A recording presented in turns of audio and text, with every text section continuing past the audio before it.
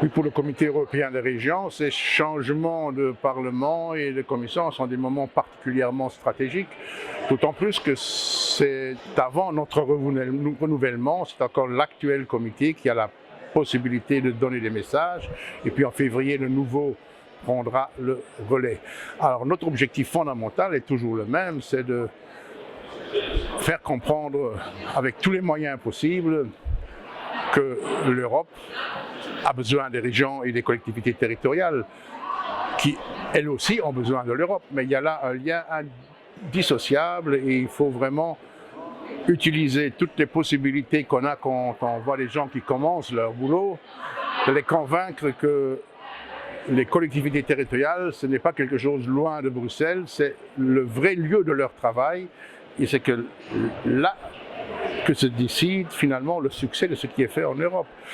Et les priorités, par exemple celles définies par Mme von der Leyen, sont des bonnes priorités, mais elles ne réussiront qu'avec la coopération active des collectivités.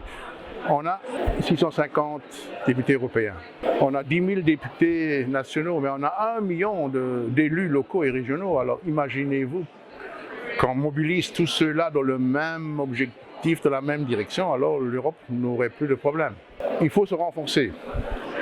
Les régions doivent être fortes, bien ancrées chez eux, comprendre quelle est leur particularité, leur objectif. Et puis, elles doivent s'ouvrir vers le reste de l'Europe, vers les autres.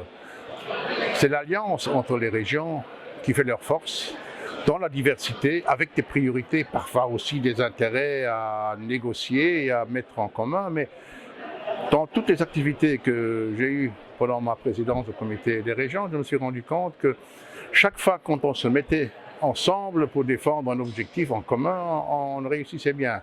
Et le bel exemple, c'est évidemment l'Alliance pour la cohésion, qui a déjà eu beaucoup d'effets avant le dépôt du budget de la Commission, mais qui en réalité est un marathon. Et comme dans tout marathon, ne nous réjouissons pas des progrès faits dans le passé, ce sont les derniers kilomètres qui comptent. Et là, nous arrivons. Et maintenant, le débat pour un MFF convenablement financé, une part solide pour la politique de cohésion et des règles qui sont adéquates, qui tiennent compte de cette diversité, qui tiennent compte aussi du partenariat, qui maintiennent une politique de cohésion orientée vers l'avenir, mais aussi en partenariat avec tous les niveaux de pouvoir. Ça, c'est le succès du passé, ça sera aussi le succès de demain et ça ne viendra pas tout seul.